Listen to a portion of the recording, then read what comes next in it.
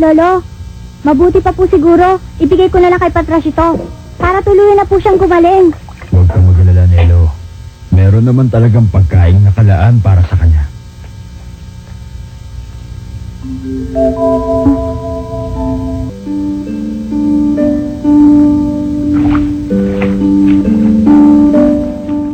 Hi, today I'm borrowing an intro style from one of my idols, Binging with Babish, to introduce to you our dish for today, Dutch potato soup. From one of my favorite 90s classical anime, A Dog of Flanders, Boku no Patrash.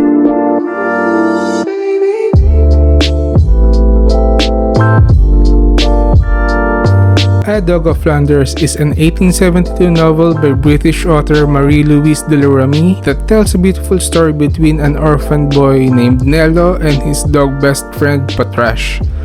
This classic was adapted into movies as well as anime shows which kids, and kids at heart, enjoy back in the day, much like how they enjoy Huckleberry Finn, Tom Sawyer, Remy Nobody's Boy, and Princess Sarah. Long story short, I've watched A Dog of Flanders on ABS-CBN around 1992 and I still remember Lolo Jehan's hot potato soup. Thanks to my friend Christine for reminding me how tasty and hot that soup looked. Yes, this is supposed to be a peasant dish, but I found recipes on the internet that have ingredients I'm doubtful would qualify as quote-unquote peasantly. But anyway, let's try it. We will base our Dutch potato soup recipe from What's Cooking America website. We'll start by peeling about 500 grams of potatoes. It may seem a lot, but most of the potatoes will shrink or dissolve in the soup, making it extra rich. Cut them into cubes about half an inch in size, cover them in water, and set them aside.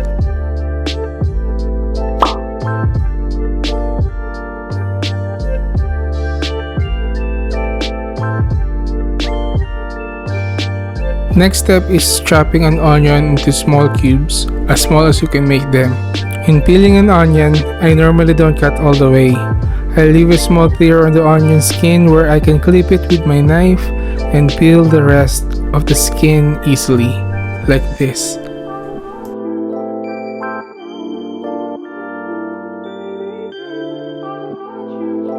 And that's all the prep work you need. In a casserole, combine 2 tablespoons of oil and 20 grams of softened butter. Then saute the onions until translucent and soft. It doesn't include oil on the recipe, I just added it so the butter won't burn while I'm sauteing the onions.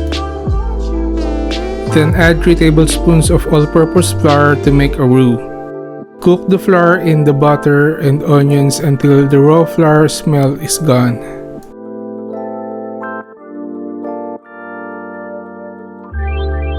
Then add 400 milligrams of milk while stirring constantly.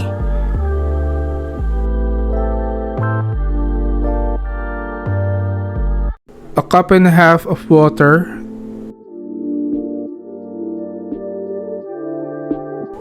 And the potato cubes.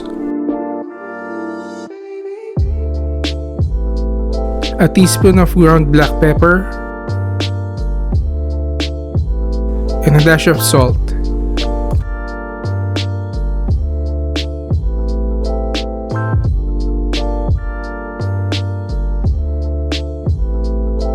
Some of the recipes I saw calls for a cup of chicken broth instead of water.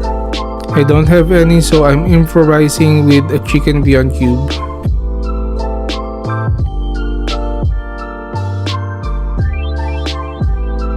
Cover and let it simmer until the potatoes become fork tender.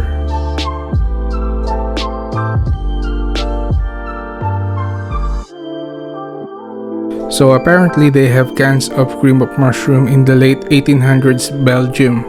I didn't know that, but I can't find it in my local grocery store. Ironic, isn't it?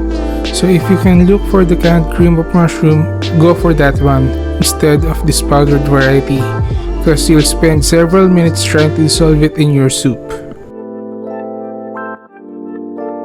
The last ingredient is cottage cheese. We don't have that, so I'm using a local soft cheddar cheese, about 30 grams of it. taste and adjust the salt and pepper according to your preference. This one, however, is exactly the way I want it to be. Cut and toast some loaves of bread and turn them into croutons. Chop some parsley and sprinkle it on top.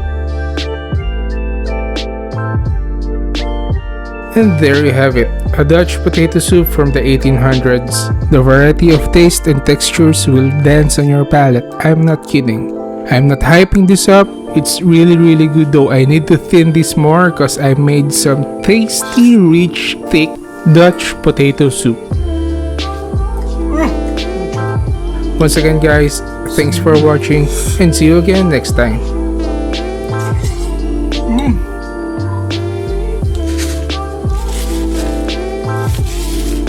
Sarap!